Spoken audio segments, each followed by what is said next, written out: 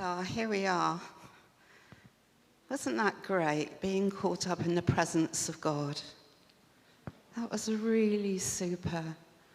I didn't want to leave either. We were caught up there with God. And I love it.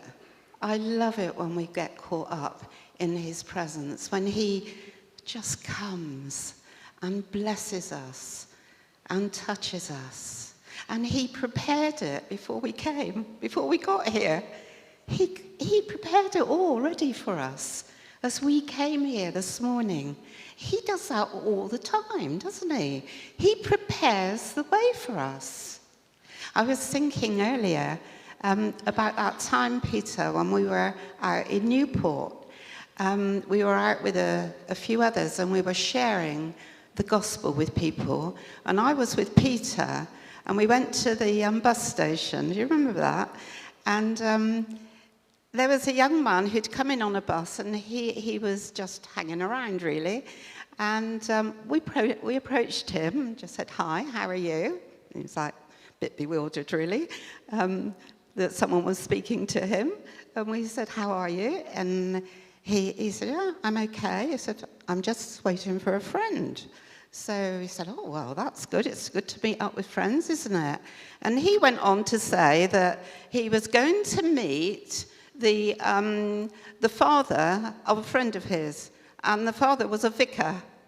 And we thought, well, that's interesting. That'll be a good time. And we said to him, I think, Peter might correct me, but I think we said, "Would you like us to pray with you?" And what I've found is that very often people will engage with us and they want us to pray with them. They very rarely say no. Very rarely. Once or twice that's happened to me, but very rarely. They're very often, I find people are open to the gospel. And we prayed with him and then he went on his way. Now, I think God had that set up. I think God is good at setting things up. That's sort of been my experience over the years. He has set things up. Don't know if you agree with that or not. But actually, I know some of you, but I don't know all of you. So if some of you could smile at me would really help, because I haven't been in a public speaking place for a while. So it's really good if you sort of communicate with me. Thanks, Steve. It's really good if you just let me know that you're connecting with what I'm saying. I can't even hold the microphone still. I'm a bit sort of shaky. But God's here, isn't he? God's here. And I think, oh, I'm a bit up here on my own today. But actually, I'm not, am I? I'm not, because he's here. And he said, "I won't ever leave you. I'll be with you all the time." We've echoed that in the singing. And he's with us all the time. So actually, I'm not alone. I am up here, and he is with me. And he's with me all the time. And you know, when I'm out and when I'm meeting with people, I love talking about Jesus. I don't have a problem talking about him. You could say, maybe it's the other way around. I have a problem not talking about him. I love talking about Jesus. I love walking with him. And if you've come here today because you're walking with Jesus, that is great. That is absolutely great. If you've come here today and you don't know Jesus, then that's great too, because there are many people here that can talk to you about Jesus and share with you the love of God. So you too can know Jesus today, right where you are in this place. I've found over the years that for me, life's been an adventure. It's been up and down, but it's been an adventure. And I want to tell you just a little bit about my life, a little bit.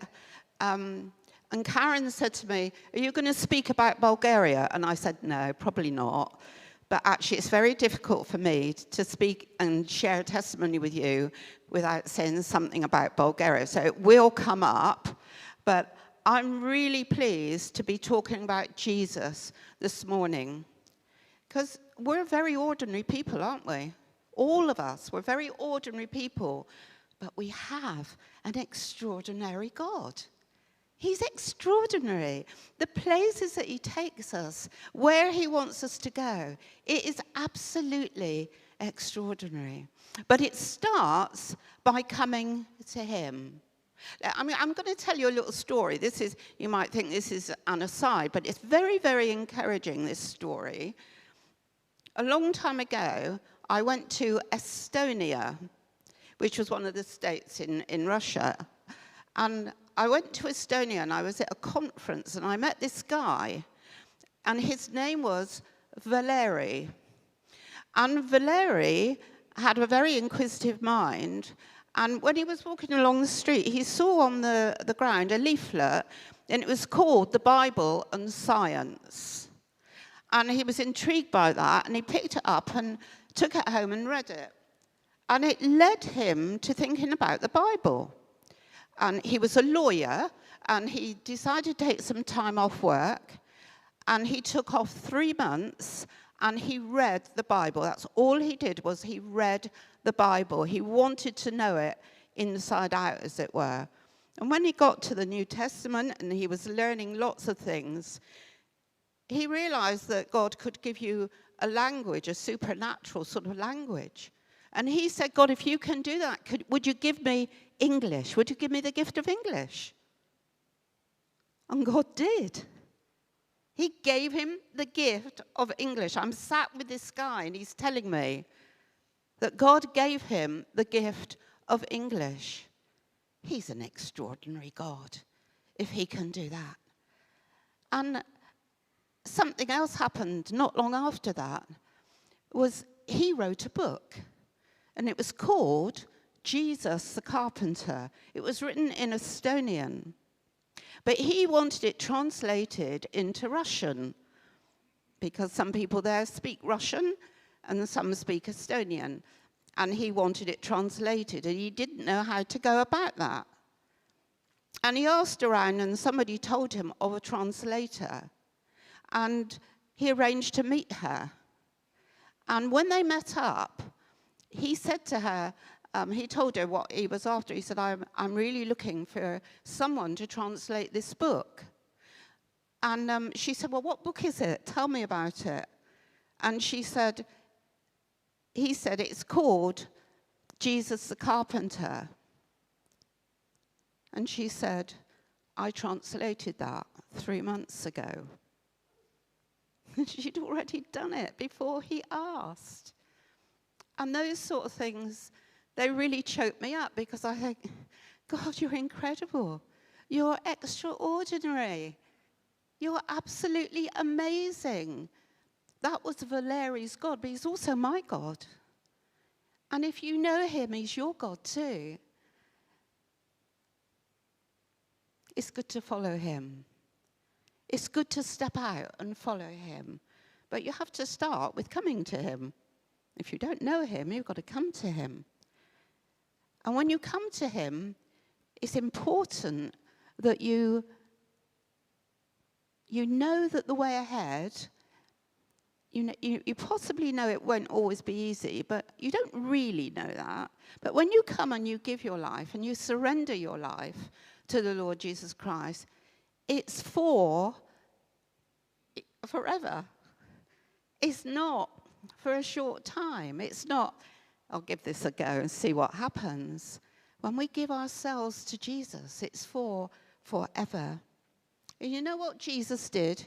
He used to go to the mountain to pray, to find time with his Father. And when we go to the mountain, when we go to that place, as we did this morning, and we meet with him, and then we come back from the mountain, as Jesus did, and then he went to the marketplace, and he talked to people. He shared with people. And that's what Valery was doing when he was sharing with me. And that's what Peter and I were doing when we were sharing with that guy in the bus station. And that is what we all need to be doing, looking towards the fact that we are not alone out there. He is with us, and we can take the gospel to everyone that we go to. Come to him. He said, come to me. It's really simple, actually, when you look at it, isn't it? We make it very complicated, but it's actually very simple. put everything else aside. Come to me. I love that. I love coming to him. Come to me. Maybe you've done it many, many times. Maybe you've never done it. And maybe today is a day when you're going to say, yeah, that is what I want. I want that experience of coming to Jesus. I want that experience of knowing him. Not knowing about him, but knowing him. I guess many of us have known about him. All of us have known about him. But today, we can know him. And that's the important thing. That's the great thing, that we can actually know him. Because then he's going to walk with us all the time. He's going to be there for us all the time. And you know, I really love it when his presence comes. In that moment when his presence comes, I love that. And he's here, isn't he? He's here. He's here with us. And he knows all about you. He's a good, good father. That's who he is. He's really, really good. And he takes care of everything. Not some things, but everything. And we can trust him. I love the things that he does. I really love the things that he's done in my life. Some things have been really hard, but lots of things have been really, really good. I don't think he's done the hard things. In fact, I know it wasn't him. The things that have been hard, the things that have been difficult, he has led me through. He's brought me through because I could have done it without him. But I so love it when his presence comes. Thanks, Karen's nice smile there. She's with me, so that's good. He's an extraordinary God. Let me tell you a little story. I've got loads of stories. We could be here a long time, but we won't be. I'll be disciplined there. But I will tell you some stories, but I'll tell you another one. I was halfway up a mountain in Bulgaria. It has to be Bulgaria. We were in Bulgaria. I was with Pauline. Some of you might remember Pauline Morse, and we were together. And I always love that verse in Scripture that speaks about come over into Macedonia and help us. One of the countries that borders Bulgaria is Macedonia. And this particular occasion is very, very, very high up in the mountain. Pauline had her phone with her, and she said, Sue, come and have a look. And on her phone it said, welcome to Macedonia. Because the border there, you can't distinguish one from the other. But it was right on the border, and we'd crossed over, and we were in Macedonia. And I'm like, thank you, Lord, you're amazing. I've always loved that verse. But I didn't realize that you actually take us into Macedonia. It was great. And at that time, we were quite near a stream. And we sat down by this stream. And Pauline started singing. And as she sang, the presence of God came. The presence of God just sort of descended on us. On another occasion, when I was with her, we were in a village. And the presence of God came. This time it was quite different. We were just talking, and what happened was the group that we were with, we got separated from them. So they were one place, and we were right there, Pauline and I. And a lady came down the mountain, and she had a donkey. Not unusual. She had a donkey. And the donkey, obviously, she was leading the donkey. And as she got to us, she spoke to us. And I said, Dobry den, which means good day, hello. That's dangerous, isn't it? Because once you say something in the person's own language, they think you know their language, which I don't. And she started going on and on and on. And I'm thinking, oh, my word, what happens now? Because I couldn't respond to her. So I just started speaking in tongues. And I spoke to her for a little while, and then she responded. And then I spoke in tongues again, and she responded. And then in a little while, off she went. And I said to Pauline, well, that was extraordinary, wasn't it? I said, did she understand what I was saying? And she said, well, yeah, I think so. because she responded. This is our extraordinary God. This is where he meets us. This is where when we step out on the waves, we were singing that song, weren't we? You know, about stepping out when we're on the waves. And actually God meets us every time we step out, wherever that might be.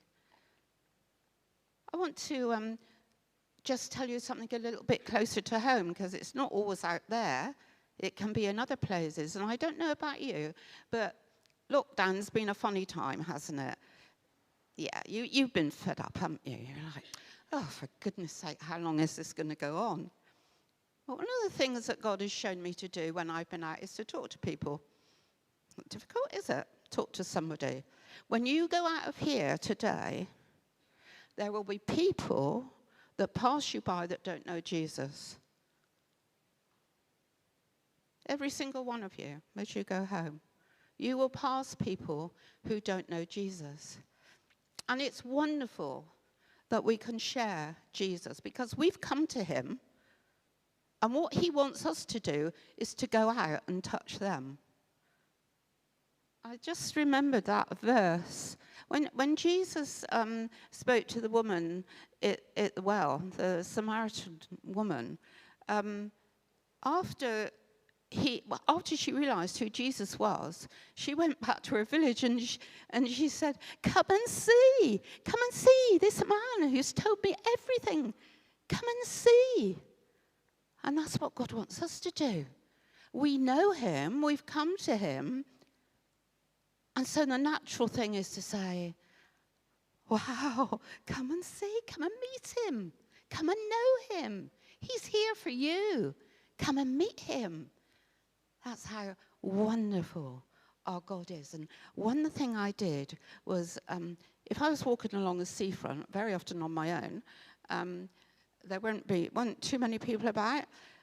But on this one occasion, I saw a young lady, and she'd been in for a swim.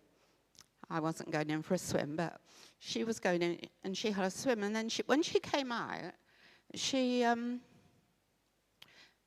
she came and got her clothes and things, we started chatting. And I said to her, did you have a nice swim? She said, yeah, it was lovely. I really, really enjoyed it. I said, oh, that's good then. I said, I'm glad that you've enjoyed it. I said, do you live here? And she said, no, I live in London. I'm just here for the weekend. I was like, right, wow, that's great. So you're having a good time? And she said, yeah, I just had to get away. I had to leave London. She said, it's manic. The COVID was going bizarre. And she's like, I can't cope. I had to come away. So I decided I'd come to the island. So she came, and then she'd had a lovely swim. And I said to her, well, that's really lovely. But I said, for me, I'm really glad I've got a strong faith, because when I met Jesus, he helped me with things like this. You know, he's been with me all the time. I may not have said it quite as almost brashly as that. I may not have said it quite so openly. I might have sort of said, well, I've got a strong faith, and, you know, I find that's really important. And I started to unwrap it a bit, and I shared it with her. And she said to me, well, thank you so much for sharing. I said, would you like me to pray with you? And she said, yes. And we prayed together. And when I came home, I did something which I have done a number of times before. Her name was Ruby. And I picked up a pebble, and I wrote her name on the pebble. And the reason I did that was I put it on my windowsill. And I thought, okay, I'm going to pray for you, Ruby. I'm going to keep praying for you. And I knew God would hear my prayer. So I've never seen her again, but I prayed for her. And the other thing I did was I wrote something down.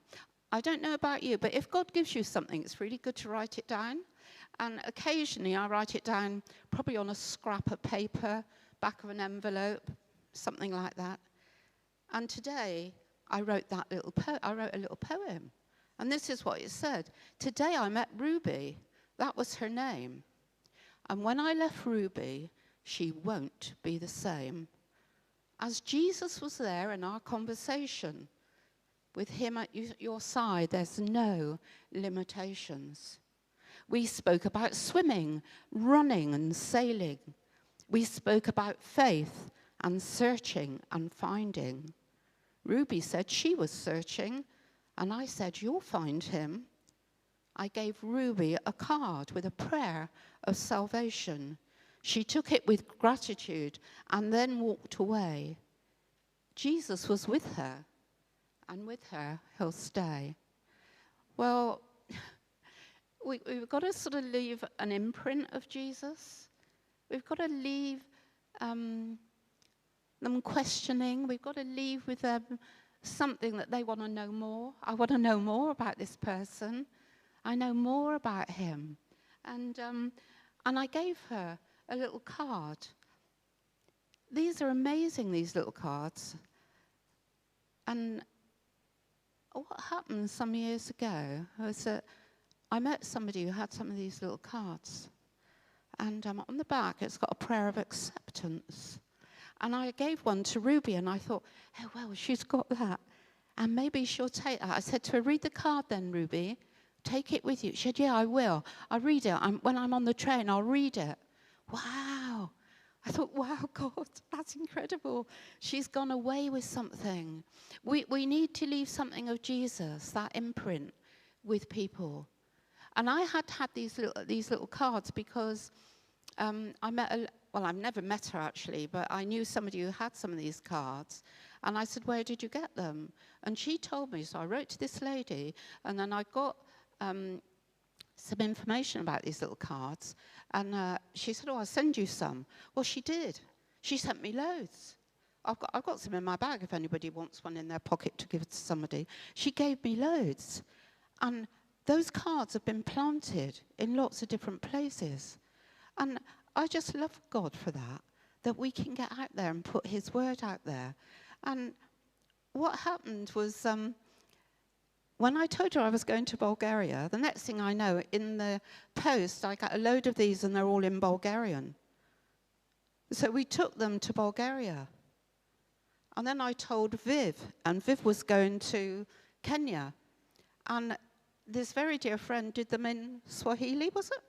And God, I've never met this lady. And I don't know her. But she was part of the pattern, as it was. It's like God sets things up for us. He really does. He sets things up for us so that we can walk in them.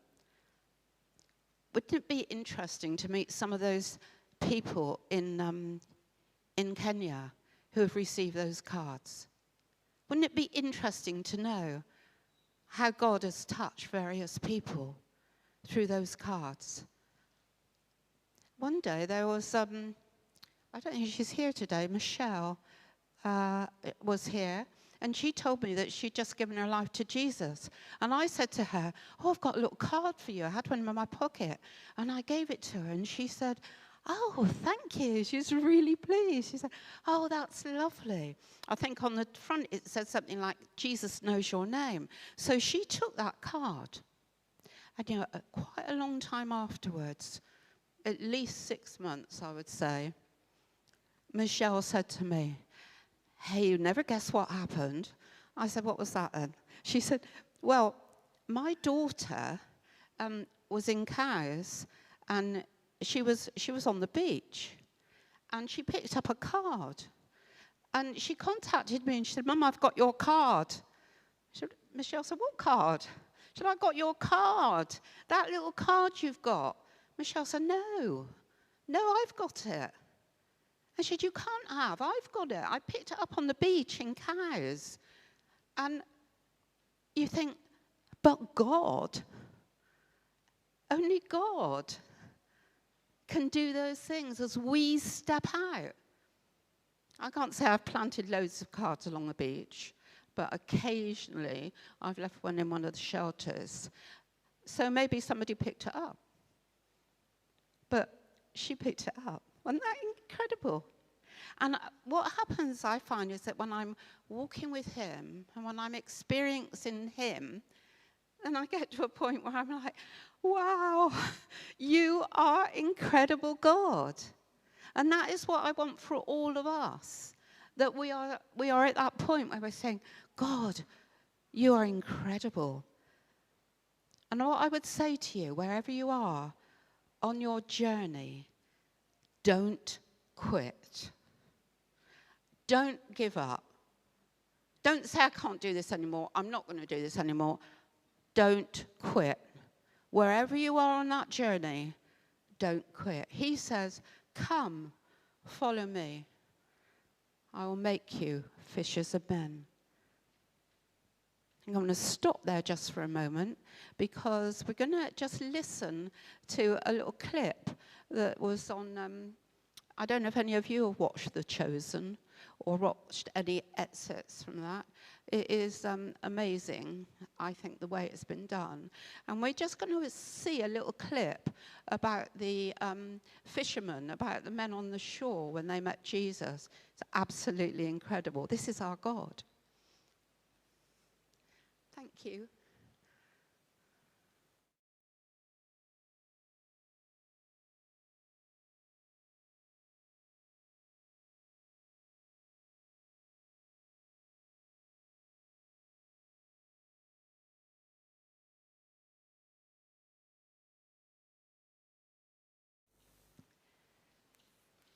I sense the presence of God in that.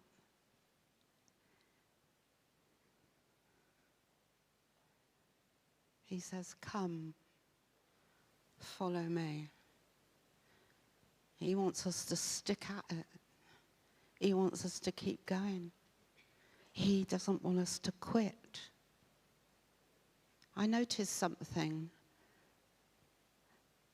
when I watched that. And Peter said, because you say it, I'll do it.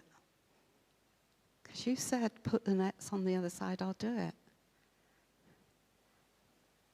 And sometimes he says that to us, in that he says, step out. Get out the boat. Take one step further than you've ever gone before. Jesus said to us, it's like this the time that I've shared with you this morning, is that he says, come follow me. And then he says, step out in faith. And then he says, go into all the world. Those sort of three elements come into what I've shared with you this morning. Come and follow me. That is what he wants for you. And then he wants you to share it with other people. He wants you to step out in faith. And he wants you to go wherever that might mean. So, are we prepared for that? Are we prepared to do that? It's easy in the moment to say, yes, we are. So, the question I ask myself to tell you is, has it always been like that for me? No. No, it hasn't. My walk with Jesus has been great, but it's also been a testing time. I'm just going to tell you very briefly a little bit about me, just a little bit, so it'll help you to see where I'm coming from. My mum loved Jesus. My dad showed me the love of the Father. I was brought up in a home where we loved Jesus. And when I was about 7 or 8, I decided I wanted to follow him. And I gave my life to him.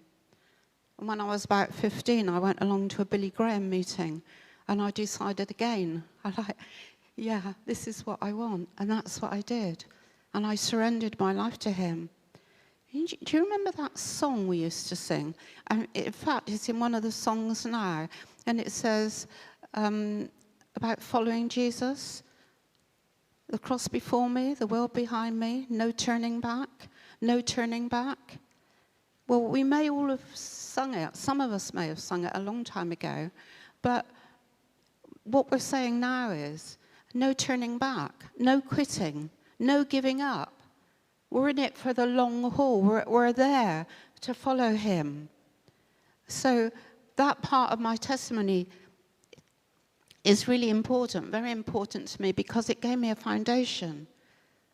But life doesn't always turn out as we expect. It didn't for me anyway, and perhaps it hasn't for some of you. There was an occasion when I had a big crisis. Well, any crisis is big, isn't it? I had a crisis in my life, and the crisis was such that I didn't want to go on. I really did not want to go on.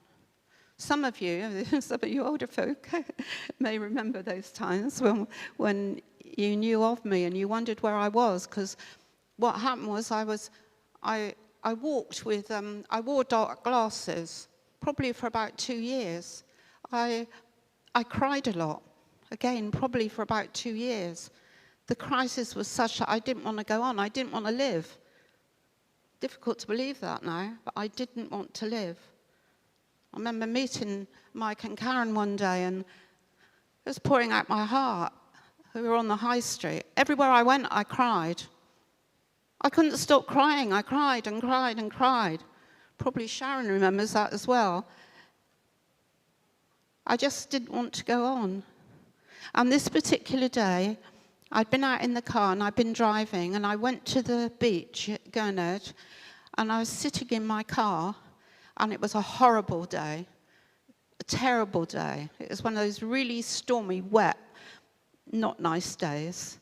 And I sat there in my car, and I was crying. I was crying so much and so deeply, and it was raining outside. It felt like everything was crying with me, the weather, everything.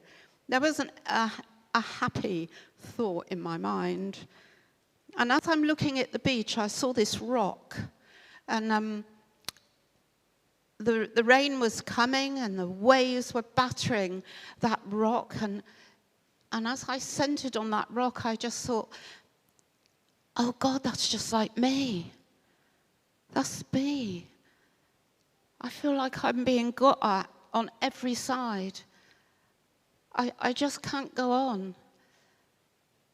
And then it looked as if the rock was submerging. Of course, the tide was coming in and it was going under. And in that moment, I thought, oh, I'm going to go under. I'm not going to make it. And you know, in that moment, it was just as if God said to me, but you're not that rock. I am. I sat there some more in the car, and then I turned on the ignition, and I drove home. Couldn't wait to get home. I slid down the back of the door, and I cried some more. But I remembered those words that I'd heard, you're not the rock, I am.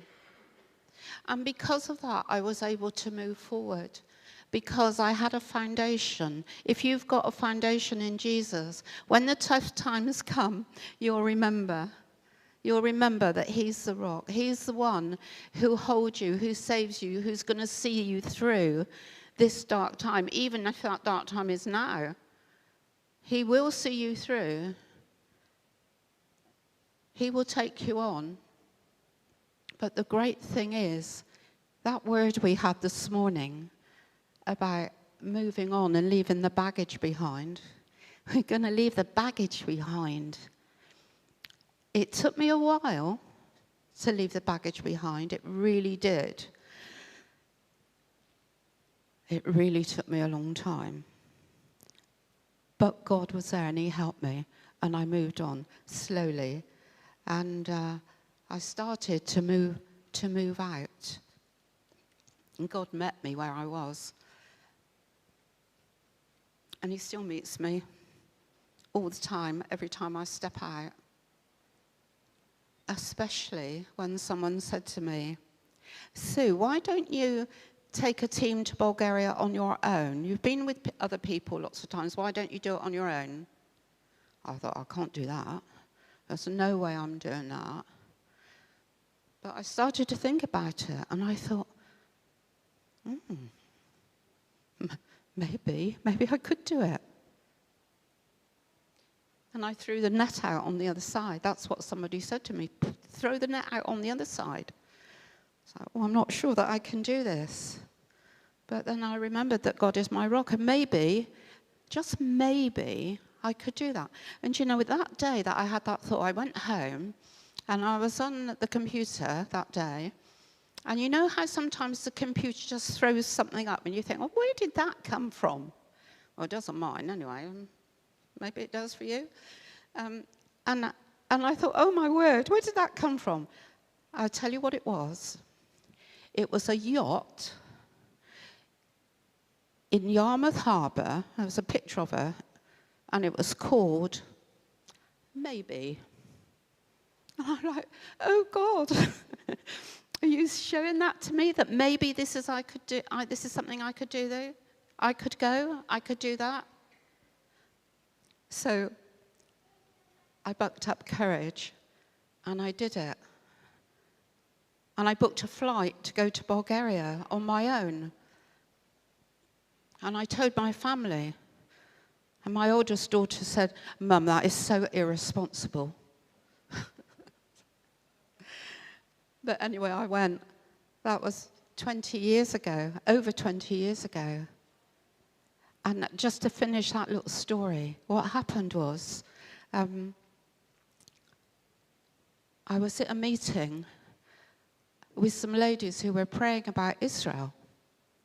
And there was a lady there, and, there were several ladies there, but at the end I said, I'll just share with you a little bit of my story. And I told them about Bulgaria and that I hoped to go to Bulgaria. And this lady, she said, Bulgaria? I said, yeah. She said, oh, that's amazing. I said, why? She said, because I was sat with my husband watching television last night, and I said to my husband, I'm going to Bulgaria this year. And he said, what? She said, I'm going to Bulgaria. Okay. A few days later, I met up with that lady. That lady was Danny's mum. I'd never met her. I didn't know her. But we met up. We had a coffee.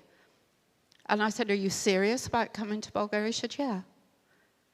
So within 48 hours, she booked a flight, and we went together. I didn't know her, but we went together to Bulgaria. And I've been going to Bulgaria now for many years. I don't tell you that because I want you to look at me and think, oh, well, that was amazing. How did you do that? I want you to look at him, because it isn't about me. It's about him and what he's done. It's about him and what he does.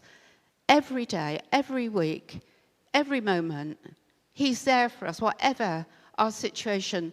But what he wants for us to do is to move on. Not to quit, not to stay where we are, but to move on. And so on that occasion, God really spoke to me.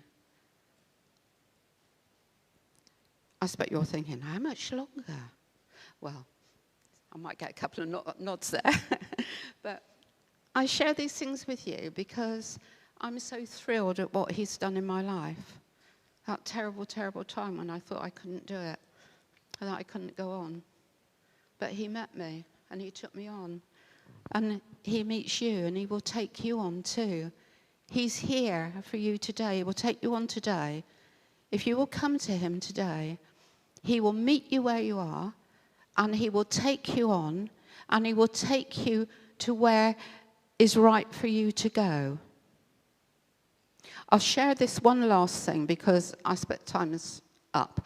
But this last thing I will tell you, because we don't always get it right, and I didn't get it right big time.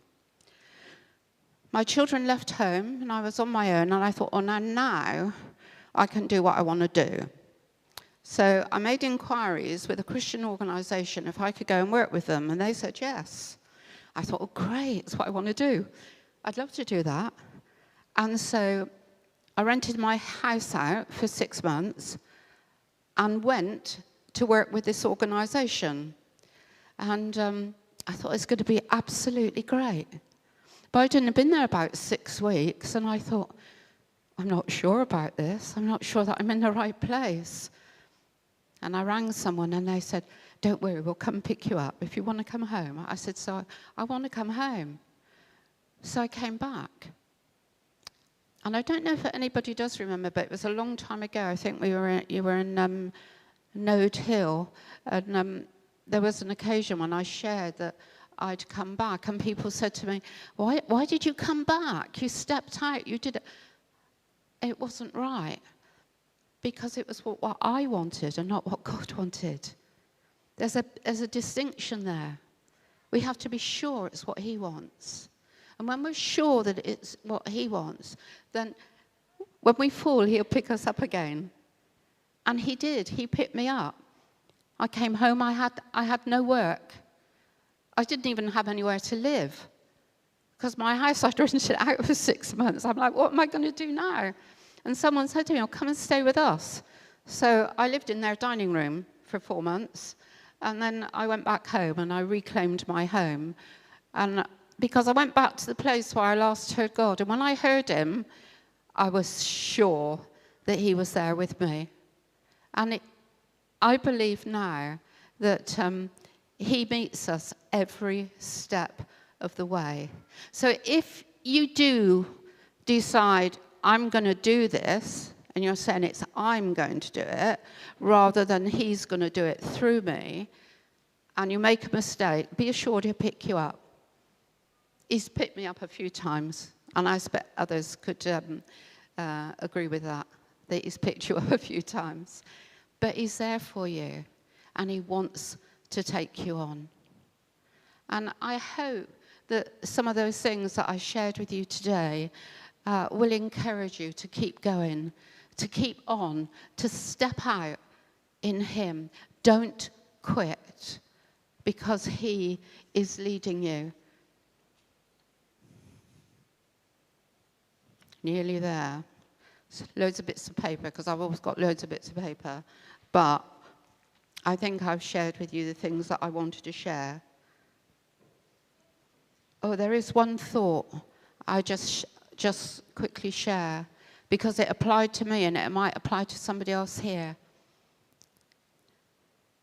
There is life after divorce. I never wanted to be divorced, never. I was determined to go God's way. But I would say to anyone who is feeling, I can't go on, I can't do this, there is life after divorce.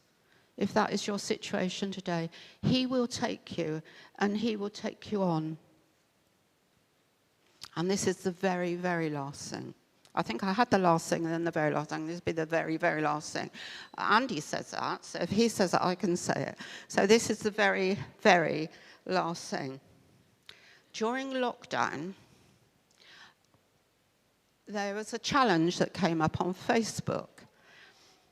And I saw this challenge and just bypassed it. But then it came up again. And I thought, I wonder if I could do that. And it was called the 5-Day Book Challenge. Some of you may have seen it. And it was about writing a book. It was presented by a Christian woman, four women. And I thought, maybe I could do it. Maybe, is that word again? Maybe I could do it. And then I remembered something I'd written down years ago. I had this little exercise book, and it was completely new. There was nothing in it, except what I'd written on the very front page. Saturday the 12th of May, 2007. I wouldn't know where to start, Lord, writing a book. Trust me, I've written one before, he said, and it stood the test of time. If I can do it, you can do it. I live in you. It's that simple. Now that makes you laugh, doesn't it? We're going to laugh through the writing of this book together. Watch what I will do through you. Did I say I will do a new thing? Well, here goes. And so, can you believe it? I started writing a book. It's got to be God, isn't it? I couldn't write a book. And it's a book of poetry, prose, and reflection. And I've had incredible help from a number of people here that have just put things right that I didn't get quite right. And they have worked extremely hard. People like Rachel and Christian and Viv and more recently, Peter. Peter's done the cover for this book, and it'll shortly be uploaded, and we'll be able to purchase it, and the monies that come in will go to Bulgaria. I need to tell you that, not because what I've done, but because what he's done. He's done it. I didn't think I could write a book. And Peter overheard the conversation. He said, well, if you need help with the cover, maybe I could help. And God set it up. Everything he set up. So I'm going to finish with a scripture.